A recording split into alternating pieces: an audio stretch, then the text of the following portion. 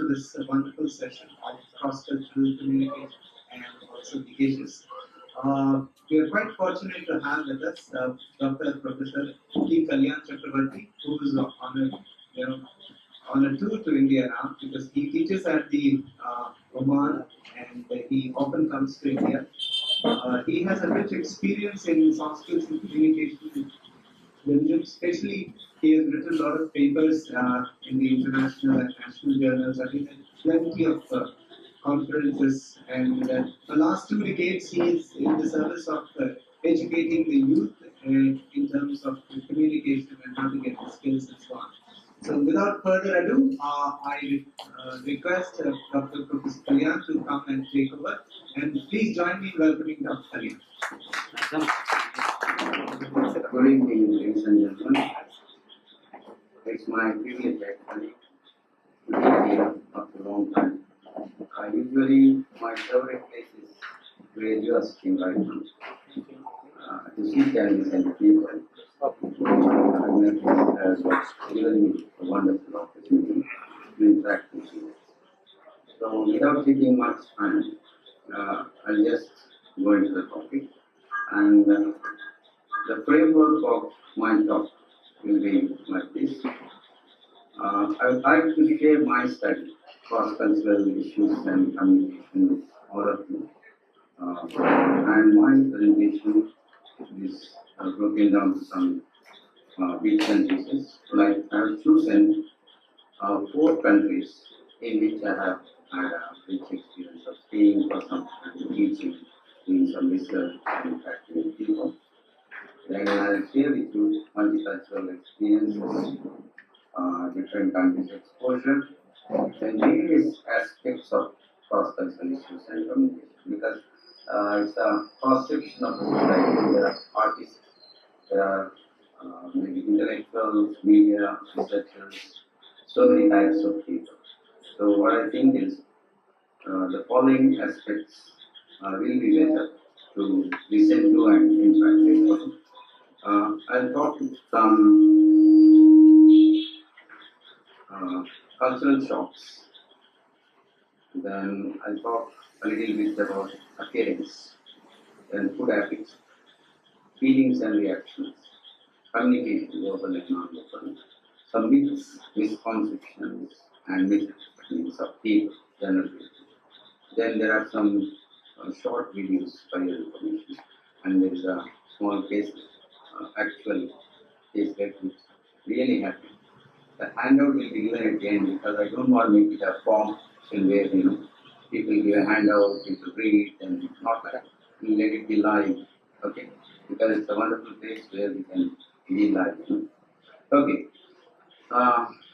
To start with, as I have told you just now, 4 countries. I conducted my studies, my observations, formal and informal, in the following countries like Maldives, Oman, United Arab Emirates, Turkey, etc. There are some other places also. So, to start with Maldives, my first cultural study, cross-cultural study, and first cultural shock was in the Maldives. Way back in 97, 98, I had an opportunity to go to Maldives. I was interacting with some people like you, and after 10-15 minutes, I just asked them, just to know, do you follow me? Do you understand what I'm saying? Then all of them said like this. Can you see the expression? Like this. I'm asking them a question. Do you follow me? Then they said like this. Like this. And anyway, the meaning of this is a question, right? Like what, why, things like that. So I was shocked. I'm asking them a question, and in turn, another question is posed to me. And 3-4 times I'd asking them, and same response came.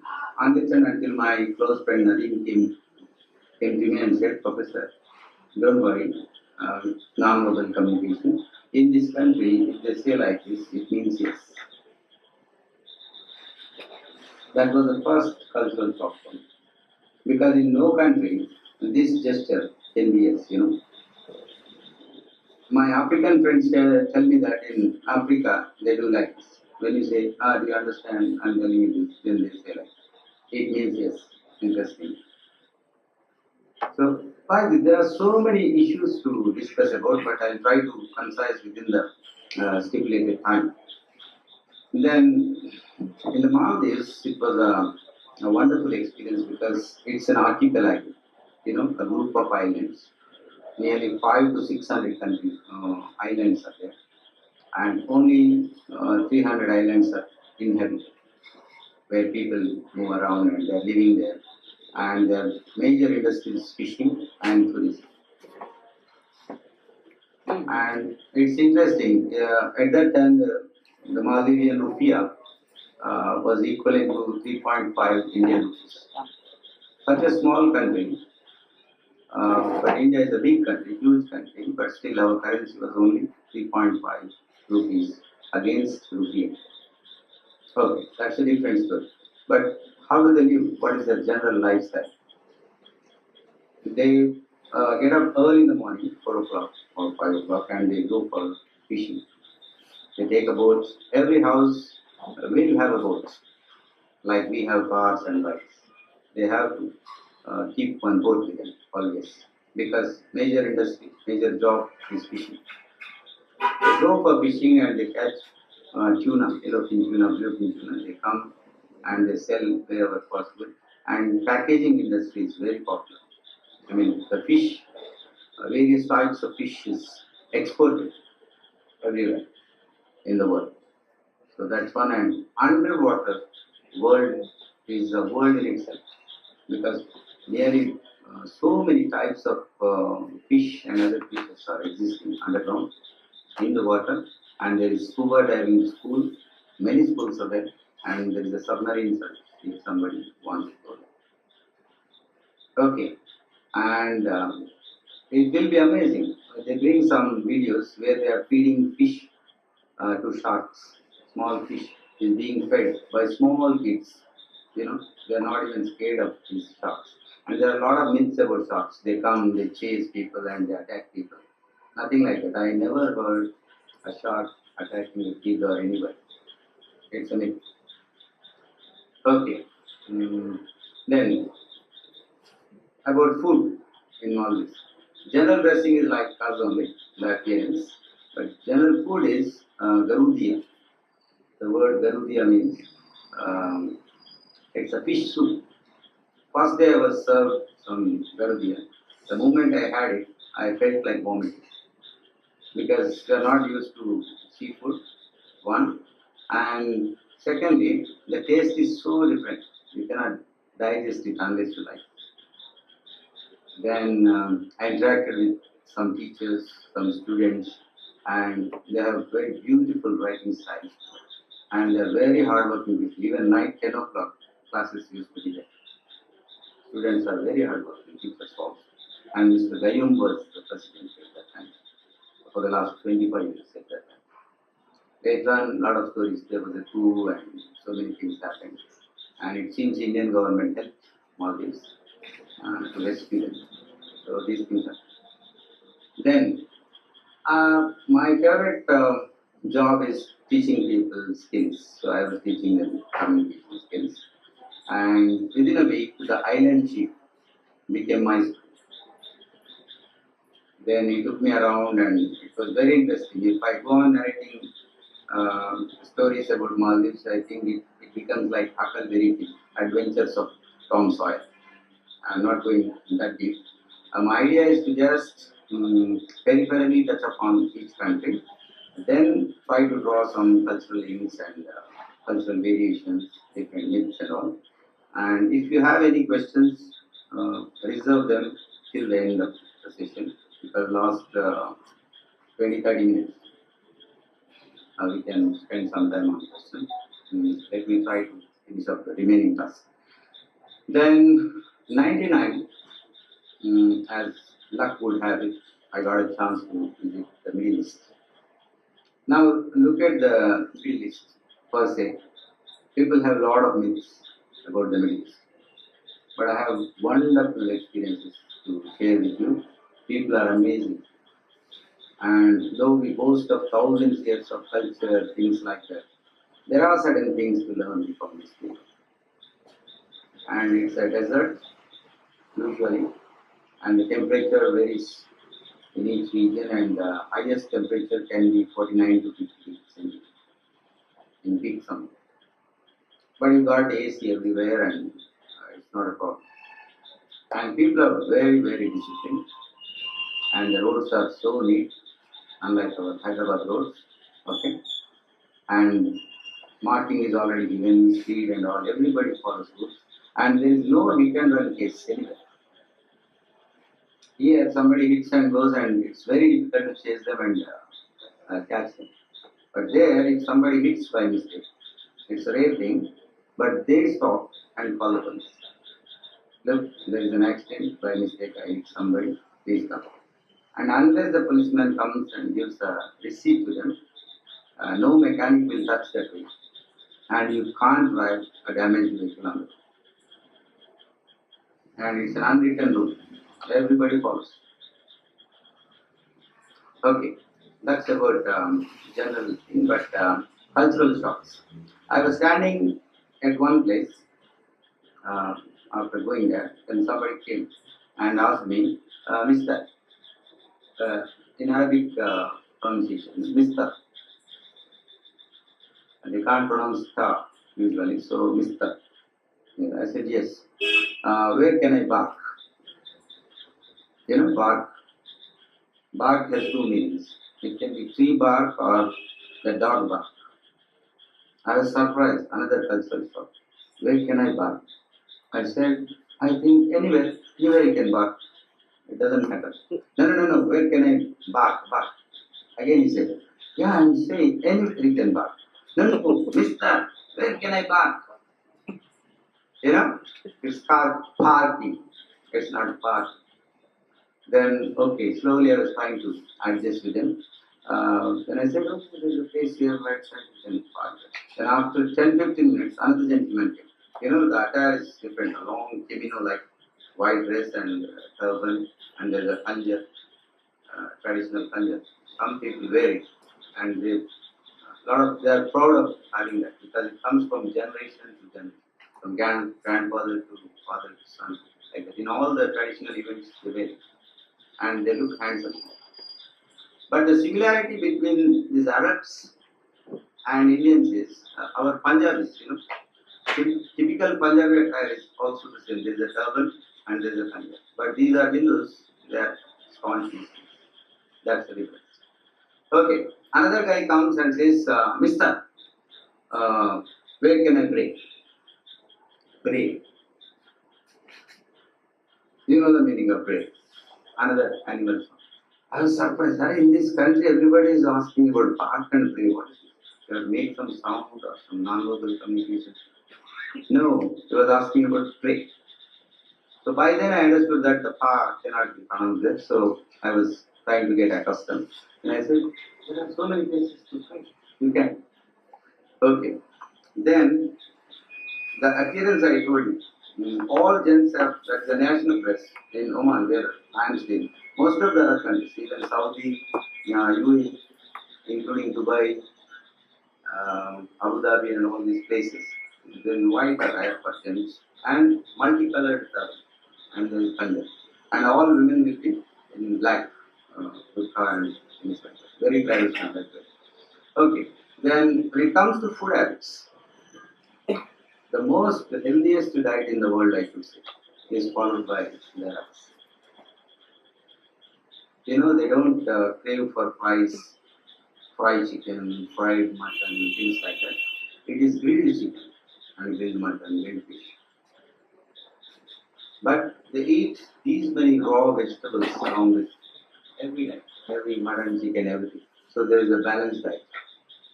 And very hardly they find it after they need it after. That's a health. And even a 60-year-old guy, midnight in the mountains, they can drive easily. No eyesight problem, no BP, diabetic. So doctors are very sad actually. Many Indian doctors are there.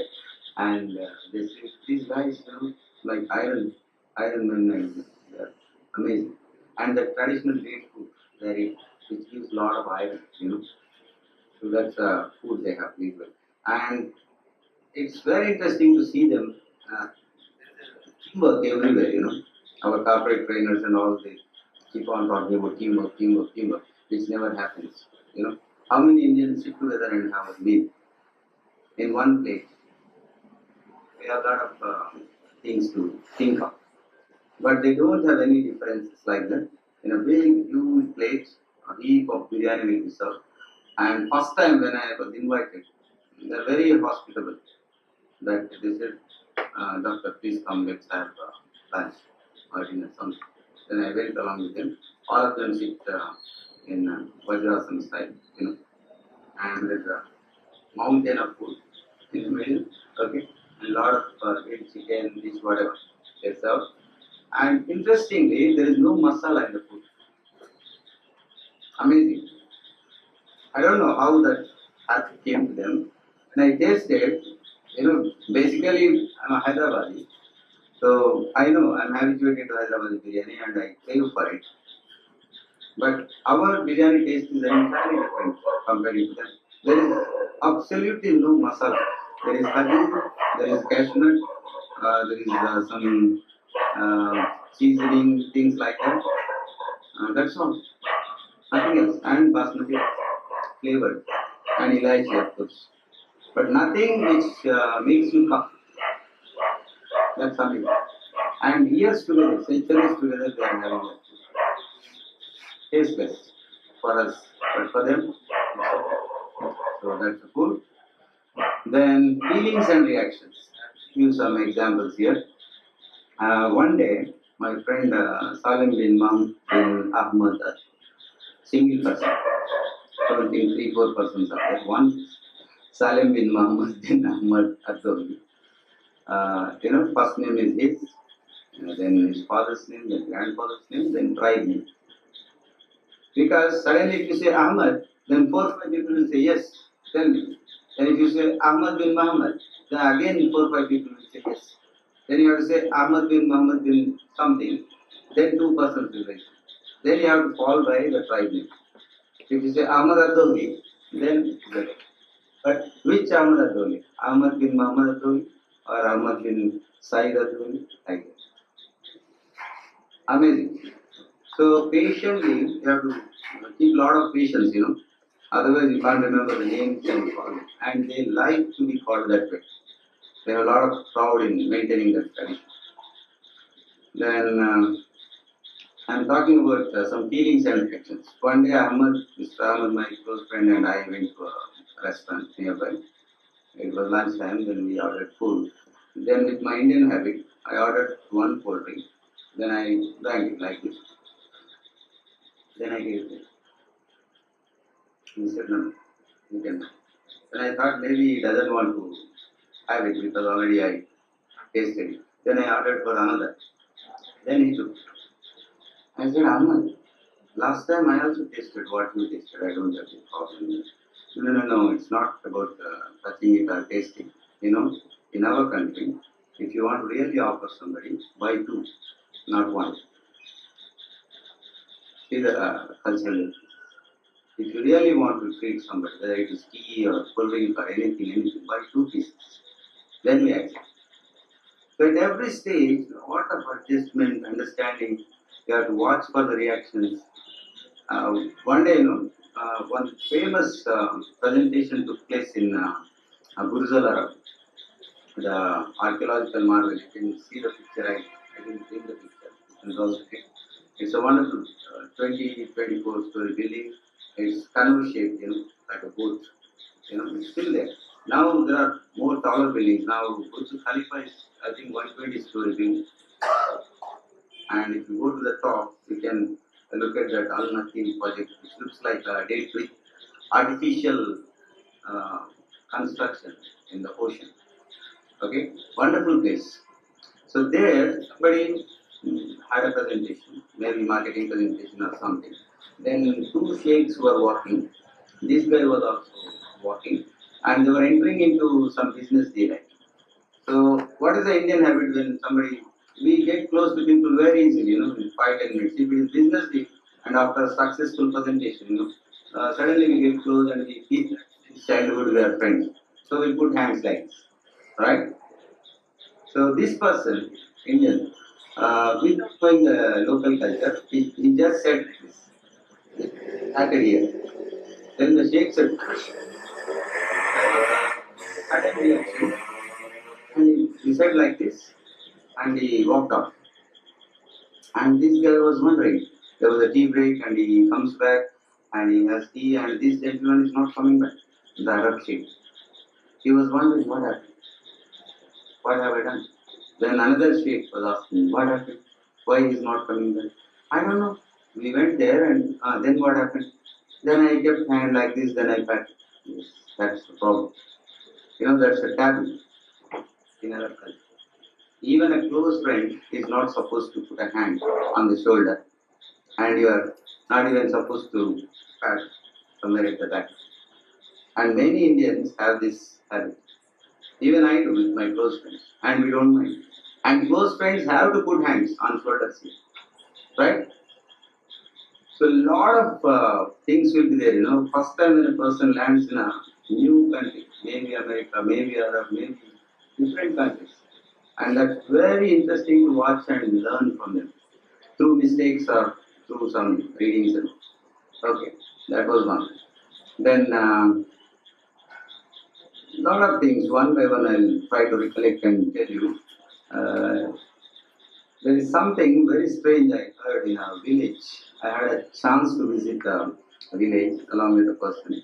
Uh, he was explaining to me what is happening here. In one house, a grandfather and grandmother, very elderly people, they were going to a house, and there are two doors even for each house in that country. So from one door, ladies enter, and from another door, gents enter. So these two elderly people entered, and Ahmad was explaining to me, see, they are going to have an alliance now. They are going to talk to the elders about a girl or boy for fixing a marriage. Then after 5-10 minutes, the lady came out, old lady. I said, what is happening? Something must have happened, that's why she came out. Then the old man also came out. Then they went out. Within 5-10 minutes. It was strange for me. They just entered and they're coming out. Then he spoke to somebody there and told me, you know what happened? This old lady knows that there is a young girl to be married in that house. So she entered. And it seems they offered coffee and all. Traditionally it is called kahwa. Even here some restaurants they have it. Kahwa. Cardamom plated coffee, sugarless coffee. And which is served in bookless cups. The cup has to be held like this. It's so interesting. Every step you will be learning something new when you go to a new country. Actually, to figure out how to hold that cup, it takes some time because it doesn't have any handle. There is no to hold it. So you have to put it like this, and you pour coffee, and gents serve for gents, and ladies serve for ladies. That's the tradition. Then you drink that coffee and give it to them. Again they pour, you drink. So my friend ended up drinking 7 cups of coffee. And the boy who was pouring was not stopping. Then his side, somebody was sitting. He said, do like this. Once, do like this. Non-verbally. Let us stop pouring. Otherwise, till midnight, he will be pouring and he will be drinking coffee. Amazing. Non-verbal communication. Who knows that you have to take it horizontally or vertically, then only stop. The kids are trained that way. And it is going from generation to generation. Okay, coming back to that story, why these people have walked away. He narrated another interesting story. He told me that, in that house, the granny went to see this girl, and before they came back to offer coffee and dates and fruits, everything, granny just checked the carpet which was spread in the hall, Maldives, which is called Maldives. Lifted the carpet and did like this, and there was dust under the carpet. That's the only reason why the granny came out. And grandfather also came out. It is like an acid test. They don't even ask you where are you from, what was your father, what was your mother, what are your habits, nothing. Just there is dust. What is the understanding of this granny? When you can't keep your own house clean, how the hell you are going to keep my grandson's house clean? See the analysis. Amazing. And she walked up, and they never marry girl from that house in one of the villages that is And reactions? okay. Then when it comes to communication, it is mostly non-verbal and limited communication. And they speak very slow. You see, little like this, little like. Even when you call on a mobile, here people are worried about my talk time is going, finish it off quickly, they say. Here. They are not bothered. They call, Assalamu alaikum, wa alaikum salam. Nearly 6 to 7 questions will be asked commonly. How are you? How is your job? How is your family? How is your kid? Not how is your wife. You know, never ask that. It is taboo again. You can ask the father, the good brother, but not any lady. Here it is common. How is your wife? How is your sister? We don't know. But it is not accepted. So I was looking at a gentleman, he's only asking me, how are you, how is the field, how are the trees, how is your car, how is your job, how is this. Then they come to the main talk. Okay, today in the evening there is a talk. Very few people will be there, anyway, you can also come. Like this. Okay, that is about communication. Non-verbally, when somebody gets angry, what is the usual reaction here in India? Or anywhere, most of the countries. When somebody gets angry, what's the instant reaction? Interact with me, please. What's the instant reaction? I'm angry with you. You are angry with me. What's the instant reaction? Okay. Any other reaction? Audience? When somebody is angry, just like that, I'm angry. What's the initial reaction? Shouting. Yeah. The voice goes up and face becomes red, and people start shivering. That is the reaction. But there, in some countries where I have been, particularly Arab countries, when somebody gets angry, they become silent.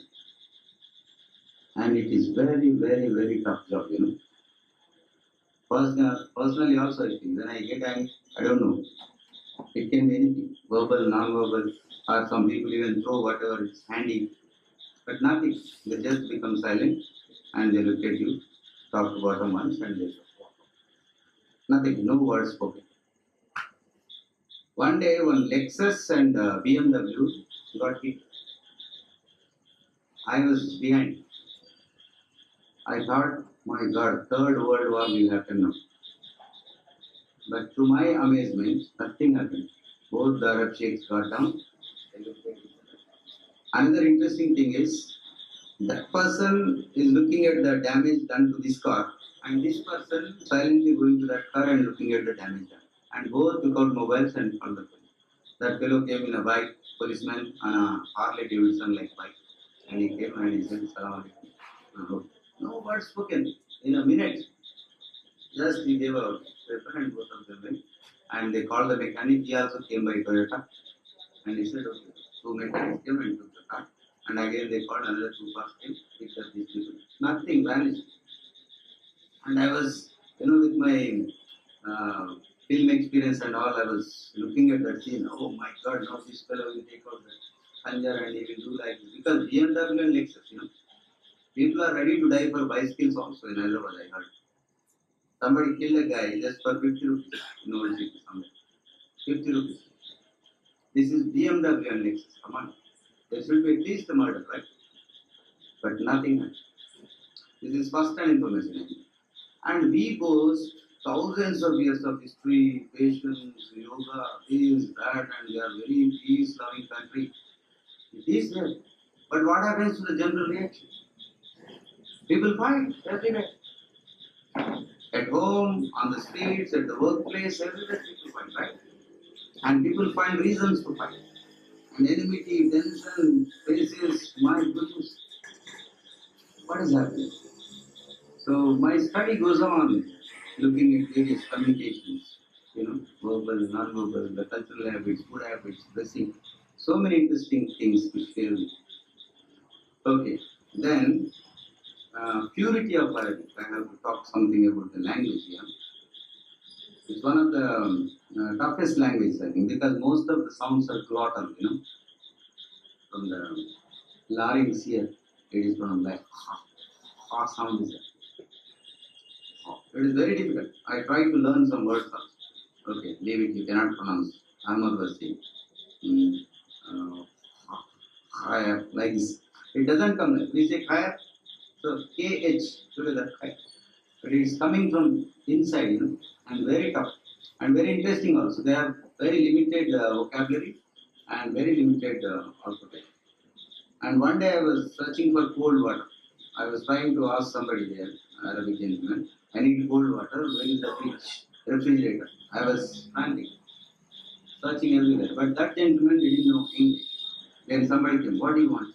I want cold water. Where is the refrigerator? Said he doesn't understand English, so Arabic word is Tallaja. For any thing in the world, they have equivalent word in Arabic. Actually, they don't need English. But because of the socio-economic developments and globalization and all these things, they are learning English. Otherwise, there absolutely no need. Every word is there in Arabic. Okay, that's the beauty of Arabic. Then, very funny pronunciation. There are some 20 or 22 Arabic speaking countries in the world, including Egypt, Tunisia, Libya, Sudan, Syria, uh, so many, Jordan, so many countries like this. So when Arabs, all these are called Arabs, okay. But Egyptian's language is little bit funny. I have a video, I think, I don't know whether it works here. I'll show you later. I have recorded while they were speaking with their permission. They say thanks. I thank you. It means they put me in water, sing sank.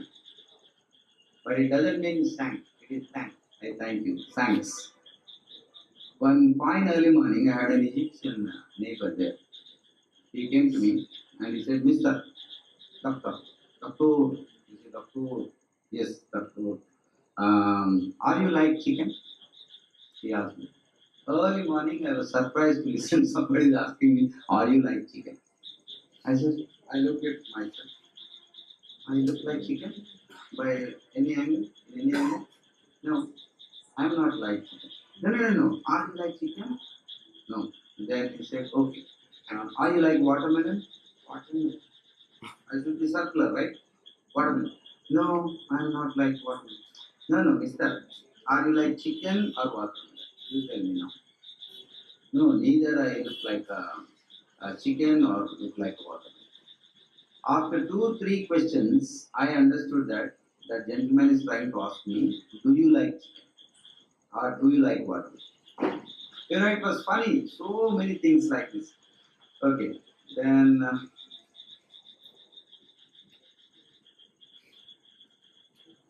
funny pronunciation I told you. And okay, misunderstanding. There are a lot of myths.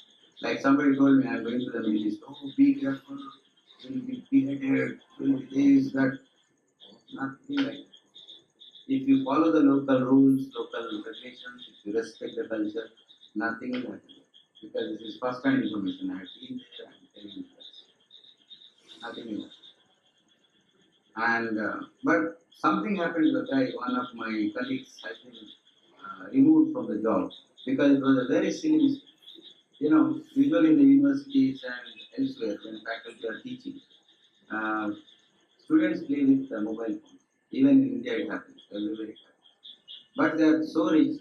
Everybody has an iPhone, and all my students come in at least BMW or Lexus. I'm the only guy who goes by Toyota, small guy, or Nissan. They are so rich. Even 10th intermediate students come by Lexus or some big brand, And petrol is so cheap, 18 rupees per liter, 20 rupees per liter. Recently, 20 rupees increased and everybody got it. Then I compared in the university. In India, we spend 70 to 80 rupees. That too on polluted petrol, added by the lead and all those things, and it is brown petrol, and it creates a lot of pollution, it emits a lot of pollution. But there is no pollution over there because white petrol is there. 18 to 20 rupees, they can give pure petrol because they are worried about public health and about the engine efficiency and the cars. So absolutely no problem. So what happened? One Mr. A is there. I'm just using a nickname for this gentleman for the sake of confidentiality. That person is removed from the show. What happened? Co-education. Girls were sitting that side and boys were sitting this side, and his lecture was going on. After some time, he was disturbed because somebody was meddling with a mobile. That too, a girl. For professors, doctors, you can go a little bit near and say, "Come and give me that mobile." He said that, and he took from that girl and he looked at it. And if you look at somebody's mobile, that is another problem.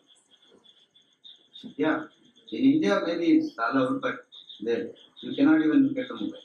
And particularly it is a lady's mobile. You cannot even take it, but he has taken. Okay. After that, there was a complaint that this girl is using mobile in the classroom. Then okay, they called her, him also, everything is over. But he was returning the mobile. He looked like this and he gave. If you look at me from there, I'm holding the mobile like this. When I do like this and give, what do you think? I'm doing like this and give. What do you think? What am I doing with the mobile?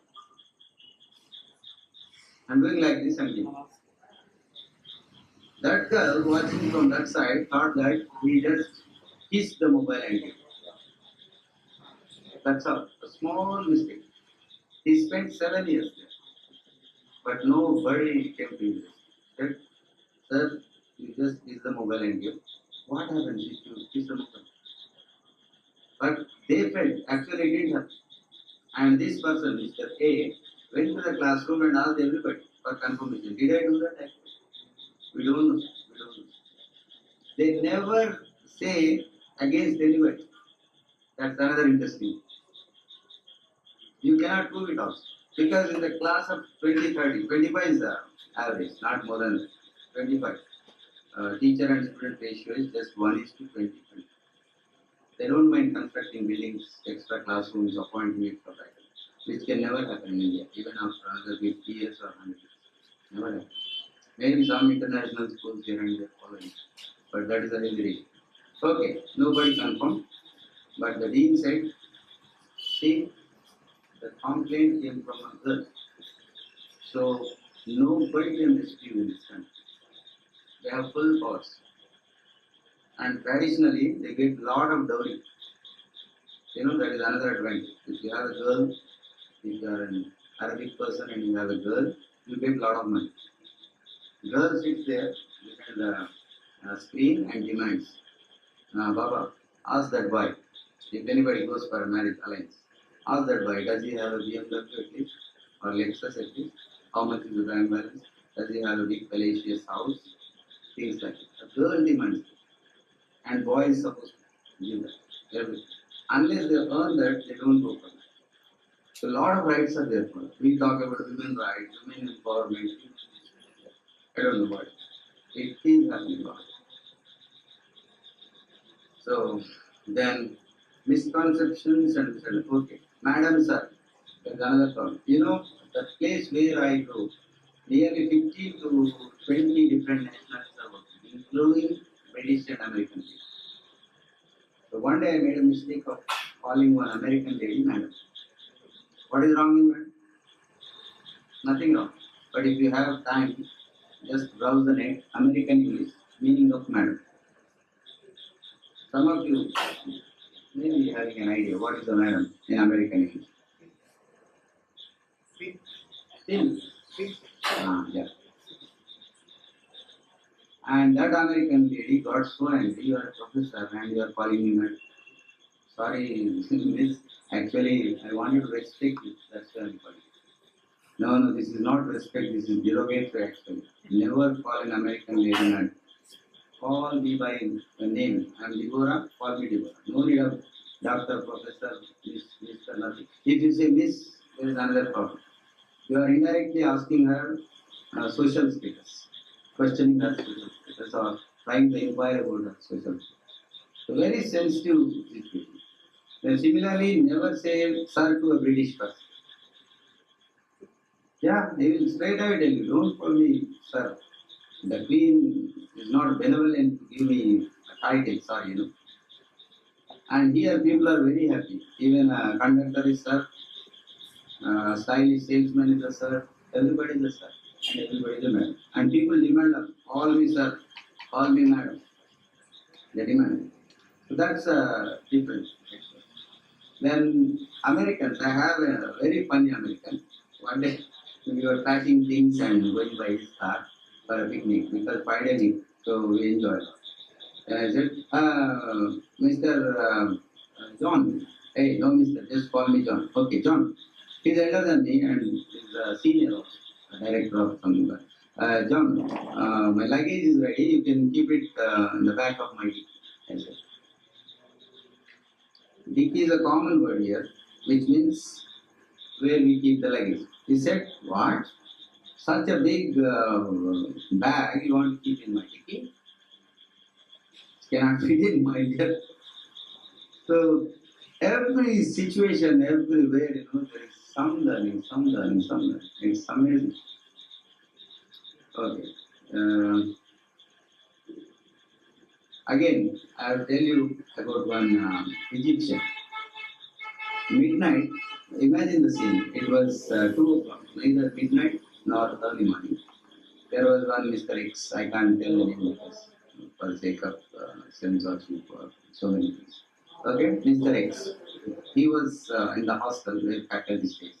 Midnight, 2 o'clock, early morning, 2 o'clock, I don't know what to call it, midnight or early morning.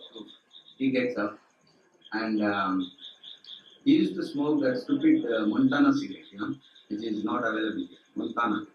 It is from America. Without filter and it stinks a lot. Night 2 o'clock or early morning 2 o'clock, he's a chain smoker. He smokes and just keeps one door open, like little bit open. And the smoke directly comes. And at that time I was smoking. So it was very difficult. And he goes into the kitchen and we had a fridge, a very strange fridge, which runs on gas. Have you seen a fridge which runs on gas? This Egyptian had. There is a gas cylinder which is connected to stove, and another pipe is connected to fridge. And there is a burner. As long as the burner is on, the fridge runs and it gives cooling. Otherwise, it stops. Very strange. And this fellow goes into the kitchen and lights a fire, and he keeps that bowl there, pan, and is fond of drinking black coffee and black tea at 2 o'clock. And he wakes you up, Mister, Doctor, Doctor, get up. I made tea for you. My dear, at 2 o'clock you are waking me up and offering me tea. I don't drink, my sleep is disturbed. No, with lot of love I am giving you. Why don't you take it? No, I can't take it because I want to live some more days in this world. And strange thing is, from there I am watching this fellow goes to the fire and he talks to the fire. As if he is doing some voodoo or something. Early morning joke. And Mummy Returns was not released at that time. Otherwise, it would have become a story like Mummy Returns. Because something is trying to invoke from the fire. I am thinking from here. Because he is talking to fire. Then I covered my sheet and I was hiding there. Then he woke me up. Then I got up. He offered me. Then after 2 days I asked, Ahmed, alright, somebody, what are you doing? 2 o'clock night, you go into the kitchen, you open that fire and you are talking to fire. No, mister, I am not talking to fire. It is haram. I don't talk to fire. How can I talk to fire? I don't know. From there you are doing that. No, then he told me a sad story. Actually, he imagines his children, he remembers his wife or something, and he's going to talk. Wherever he stands, he had that habit. So things like that. Then shall we have some interaction so far? Any queries, additions, divisions, or square root something of the presentation? Then I would like to show you something. Does the video run there? It's a very broad topic actually. Some universities here and there have some special studies and all on that. But at the core level, grassroots level, it is different. Unless a person goes into that, assimilates, observes a lot, and tries to react as they want, people can't be successful. I tried out something with some students where different cultures can be studied. Chinese or France? France. What's the title then? Chinese. Yes. Can you run it? Yeah. You're very pragmatic towards teaching methodology or law. So, what is the difference you found from Indian students to uh, abroad students? Is they followed? They are critical thinkers, problem solving, or just their followers?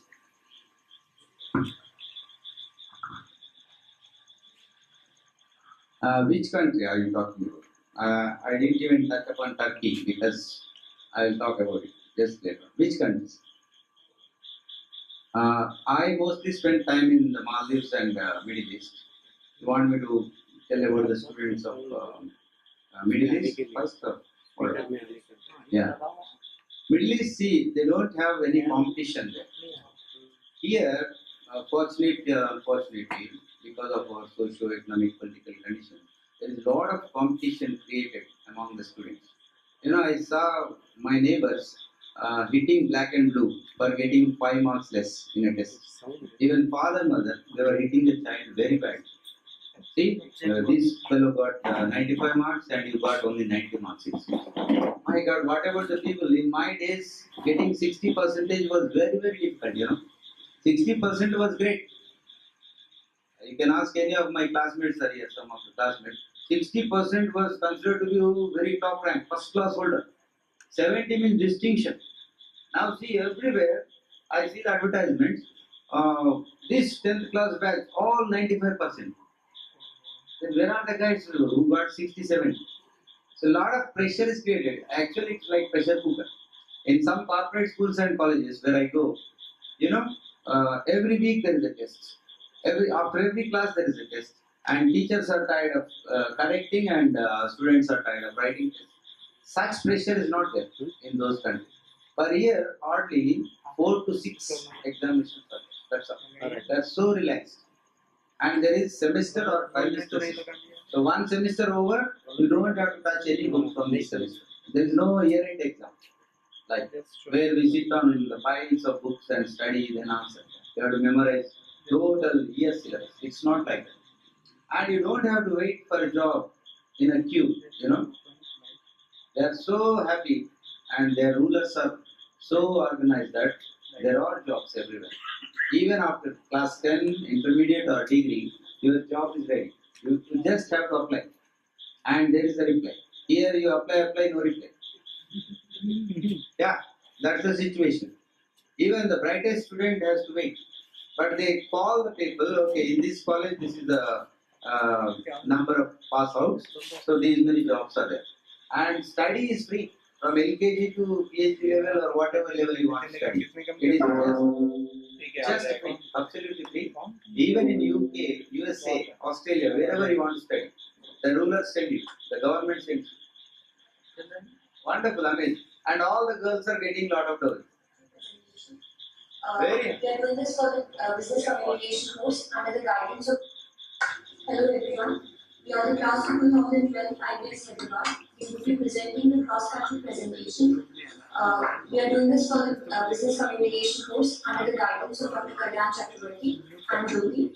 My name is Ankita Mukherjee and we are the two narrators for the role play. We are depicting the culture of China. Hello everyone, I'm Manish Bhagwaj and we are the role playing team of this presentation. And I'll be playing the role of the Chinese person. China. It is an ancient civilization extending over a large area in East Asia. It is around 4,000 years old. Hundreds of ethnic groups have existed in China throughout its history. It is, as we all know, the most populated country in the world. We will depict the following forms of Chinese culture. First of all, you will see. First of all, you will see a greeting in the Chinese culture.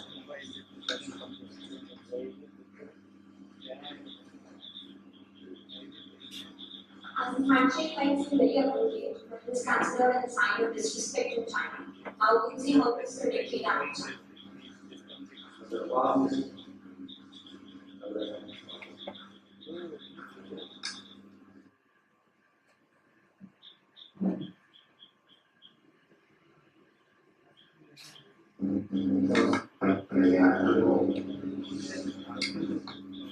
As you see, China was offended by the way he was greeted by American time. As this was not the right way of greeting in the Chinese culture. Now you can see the right way. Hello, Mr. Chan. How are you doing today? I'm fine. How's your work? Yes, sir. How's your project going on? That's fine. Like in American culture, where being addressed by the first name is considered appropriate, Chinese prefer to be called by their designation or their title, like Mr. Chan or Mr. Now we can see how business cards are exchanged in the Chinese culture. Hello, Mr. Chan. How are you doing today? I'm fine. How are you? I'm doing fine. How's your work? It's good. How's your project going on? That's going on. Here is my business card, sir. Should we go back to the presentation? Okay, coming back to your question. I think there is some audio problem. But Chinese culture is entirely different. I was just trying to draw your attention towards different cultures. And some people are studying a lot on culture because each culture has some uniqueness, like we do have. But what happens, when you go to a university, you study some specialization, some subject, and there is no emphasis on cultural aspects. And many foreigners, we are lucky or unlucky, I don't know. Lot of foreigners come to Hyderabad, in JNTU, Usmania, wherever you see. And in the initial days, 1 month, they have a lot of profit. Because, some Americans came to Hyderabad once. I was interacting with them. That guy has asked a wonderful question. Professor, tell me, why do people say I'm coming in 5 minutes when they take 30 minutes to come in Hyderabad? I said, does it happen only in Hyderabad? No, even in Delhi, in Bombay, I have seen. Because a CEO of a company. I said, that's a way of saying, where is Charnar? Yahi par hai. Yahi par can be 20 kilometers, And this is very casual for us. Very casual for us. We don't even think that people may not understand or we have to give exact figure, things like that. But some people take it very seriously. And that guy asked me, the American, people say, can you do this work? Yeah, ho jayega. It will be done. But after 1 or 2 hours, I see that so many faults will be there and it is not even done. Don't they respect us or why is it that? Even time sense, time management, whatever you call it. Why they are taking my time? So serious. I said, Mr. So don't think that they are insulting you or they are doing it intentionally.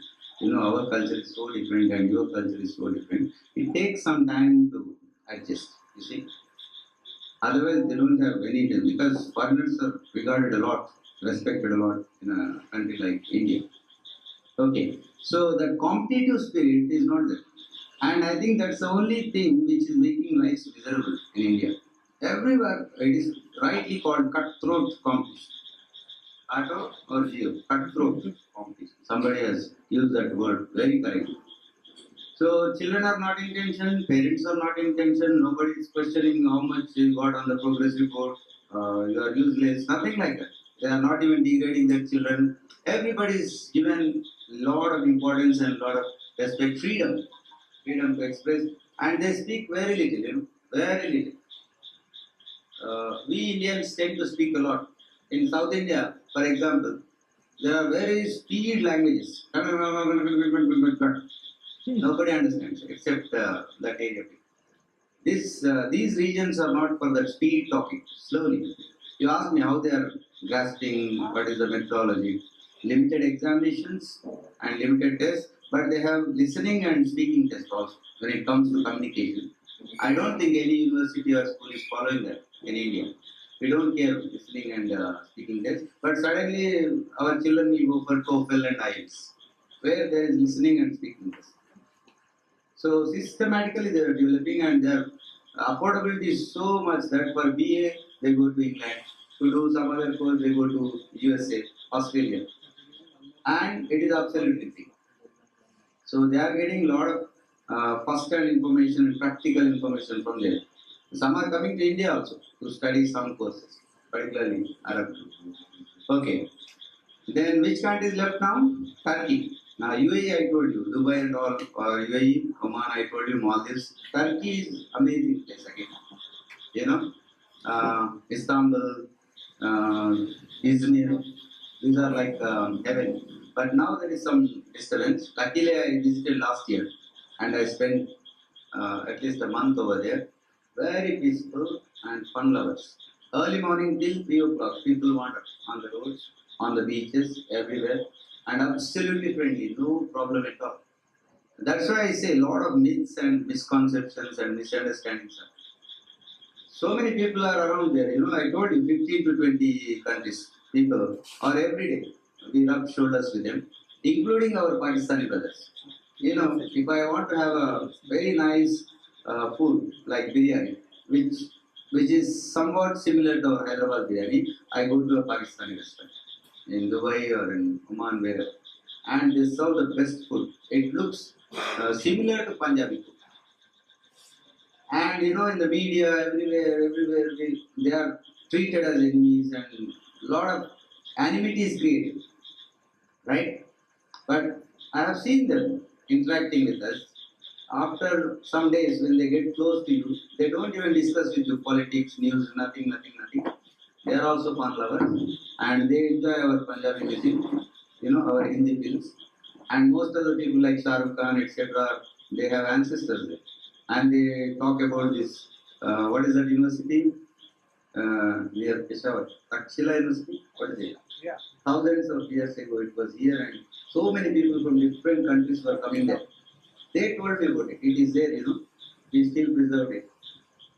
It's a heritage site, I think. UNESCO and all they are protecting. And I have friends, you know, I travel by their cars also. They're so friendly. And once they get close to you, they offer you food, they talk like us, and nothing different. They are like, they are us actually. They are like us.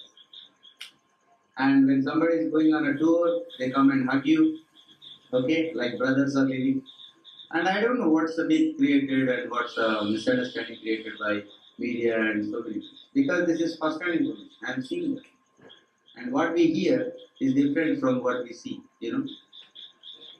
And when somebody meets with an accident, they also come and say, "Hey, what happened? Wonderful, this is unfortunate situation, that is." They have natural thing. Okay, so going back to Turkey, in Istanbul, as all of you know, there is that blue mosque, amazing mosque, wonderful mosque where you can, even Telugu film Dookudu, I think it was shot there only. My Babu's film and a lot of films. And like, people are so friendly. You know, first day I remember, after getting down at Istanbul airport, I was looking here and there because they speak only Turkish, limited English. They are not like, though it is called Eurasia, because exactly it's in the center of Europe and a bridge between Europe, between Europe and Asia. It's called Eurasia, and it's a member country in European Union. And you can use euros or Turkish lira. TL is called Turkish lira. Three, 1 euro is equivalent to 3.5 Turkish liras. That's the exchange currency value. Okay, so I was looking around and I was trying to speak in English. I want to go to certain place where I can find last. Yeah.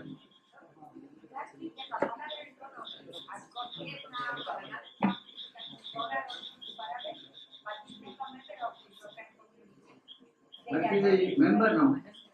Turkey is a member of the European Union.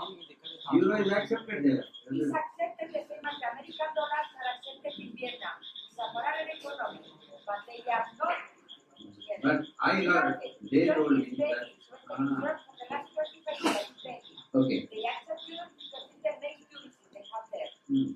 But they are not the Oh, community. thanks for the information. Because that one guy, tourist guide or somebody told me, we are member in Europe. They are making to enter, but They don't allow. They are not sure. Maybe because of some political reasons or something like that. Kind of. Yeah, kind of. Possible. So, I was looking here and there and trying to ask in English, but nobody could speak English. But they understood I am in trouble. So, one guy came and looked at my travel ticket, his name. So, he took me from the main queue because first time I landed there, I don't know, nobody is there to guide me. And he took me by hand, he had taken my luggage and took in shortcut and took me to the next flight and he kept me there, that's it. And I wanted to thank him, but English I don't know and tried to offer something. No. Just that. Okay. And he went off. And another amazing thing is students, faculty, whether they are executives, whoever it is, in the evening, they forget their jobs, their positions, their egos, everything, and gather somewhere.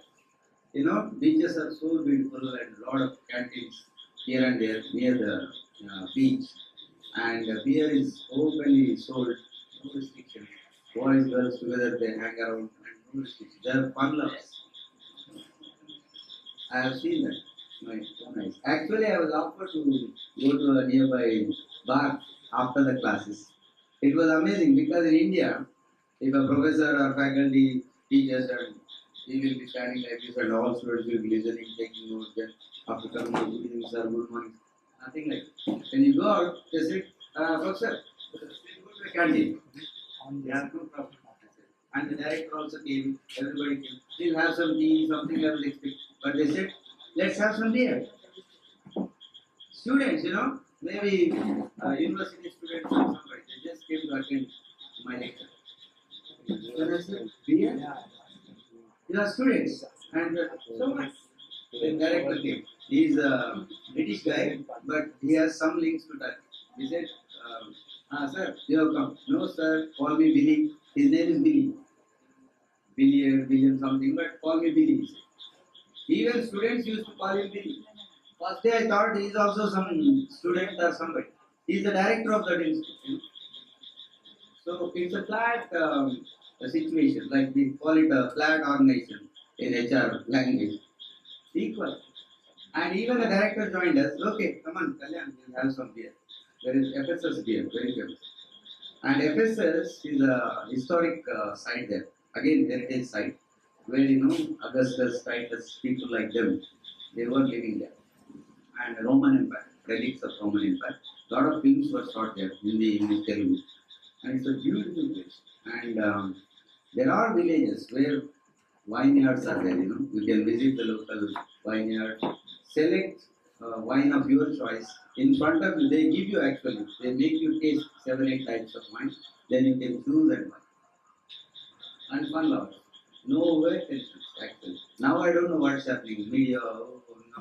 I was so lucky to go there last year when there was nothing. No problem. But surrounding countries like Syria and all, they had some problem. And mostly it is a created problem. I never had a problem.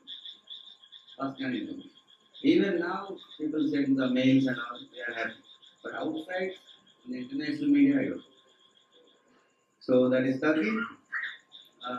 Yes, sir. Any question? Yeah. Good afternoon, everyone. My question is, sir, I had friends from Iraq and Iran.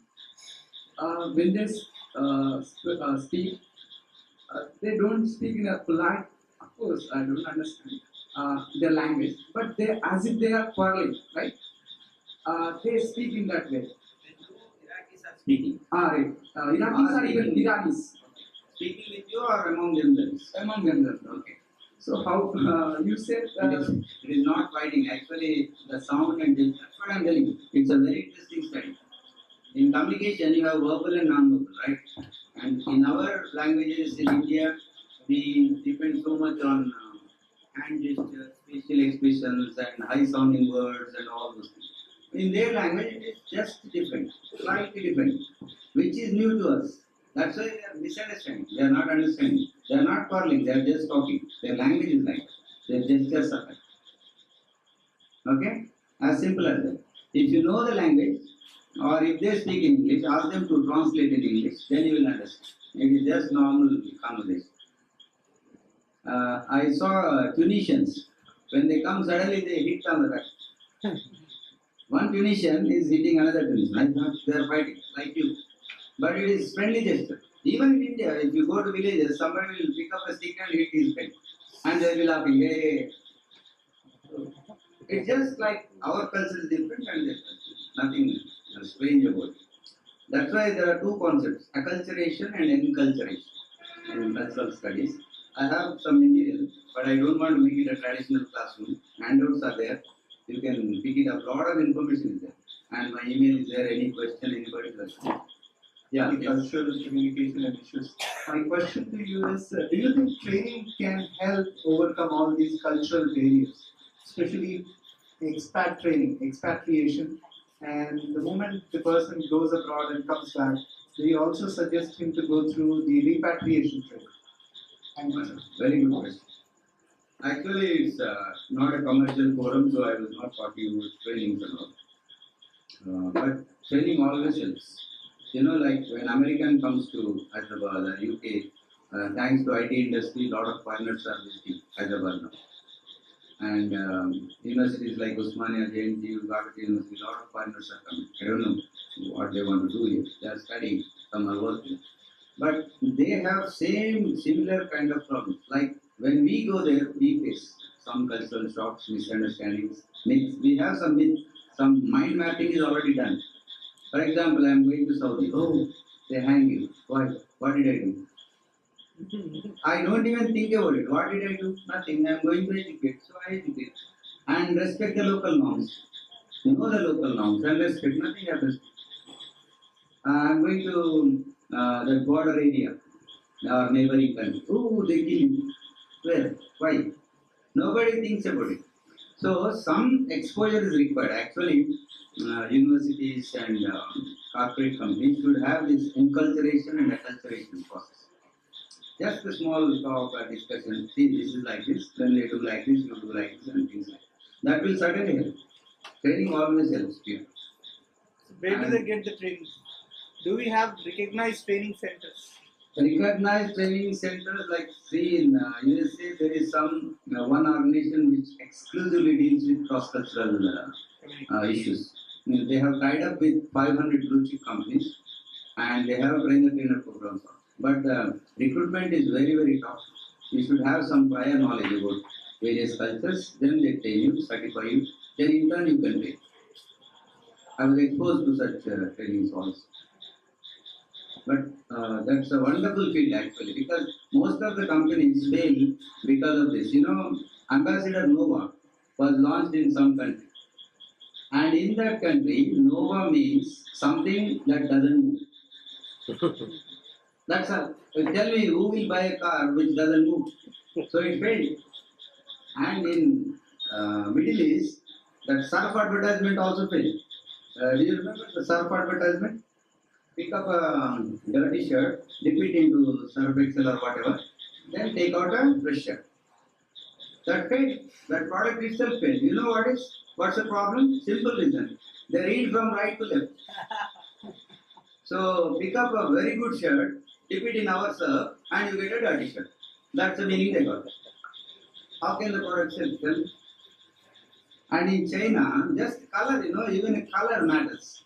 In China, if I wear this red shirt, they appreciate it because they have red square, red army, red sun rising, even movie titles are like that, red sun rising, something like that. So red color is very auspicious for Chinese. And same red color, if you show it to Africans, they don't like it. Why, Red symbolizes death for us. As simple as that. Red means something dangerous. Even for us, red means something dangerous. Red light, traffic light, red light area, everything dangerous. Bloodshed, things like that. Funny things. I asked one American, I give you one rubber. He was looking at me like, what? What did you say? Rubber? No, I want to clean this stuff with a call it eraser. No, what is rubber in America? Shall I tell you? Yeah. So things like very dangerous sometimes. And in China, if you gift a watch, in India, when I was coming from Dubai and all, my friends told me, bring that watch for me, bring this watch. Even I used to gift watches, then I stopped. When I came to know that in China, if you gift a watch to somebody, they throw it up their face. Why? It calculates time. Watch calculates time, but it symbolizes death for me. And in some countries, shoes they don't accept. Chappal they don't accept. So many things are there. Non-verbally, so many things are there. Color is non-verbal. You are not writing anything, right? And white is auspicious for us. But when somebody dies also, poor ladies have to wear white color. It is not auspicious. It is something which you cannot mingle with. So many differences are there. And these things should be understood very well. And black, in some countries, it is considered very good. Owl, for example, owl in China, Japan, eastern countries, it's a very good word for it. And how many like owl in India? Nobody. Owl brings something, a bad omen or something like that. So many things are there. It's a very vast study and it takes a lot of time. Yes. Can we distribute handouts to some people if they want to carry? Voice, yeah. So anyhow, I heard that you have been staying alone for long. So I would like to know, being in so many cross-cultural and cultural societies, which cultural girl you would like to marry? Because that's not good for professor like Hands up to your question. And looking at this, I think nobody is there enough. Come on, you can do that. That's not actually as a personal question because that involves a lot of cultural. Thanks for considering that. Still, I am an eligible person for this. That's what I asked you. Thanks so. But it is very difficult to say. Russians look very beautiful, and some of the Arabs also, Indians. It's very difficult. It's like judging Miss India, judging this world. You cannot. Because some look at the external beauty and some look at the art, some look at the brain. And by the time you understand all these things, and I think Himalayas, one place will be reserved for you for attaining Nirvana or something. Anyway, we will have a private discussion. So, anything else, sir? Go. You can switch off. Yeah, thank you very much, friends, for taking your time and attending this wonderful lecture. And Lama Khan, thanks, Professor Kalyan, for sparing us this time and amidst his tight schedule. Yeah. So we thank you very much. Appreciate it. Thank you. I thank Lama Khan and all our leaders, technical staff, and those who have sent mails and put me on Facebook and everywhere. Now I think people will start using me everywhere. Thanks to Naeem and Marty. Special thanks to all the audience, patiently, because at the back end of the day, so many people from so many different places came here. I enjoyed a lot. Thanks for your questions. Thank you very much.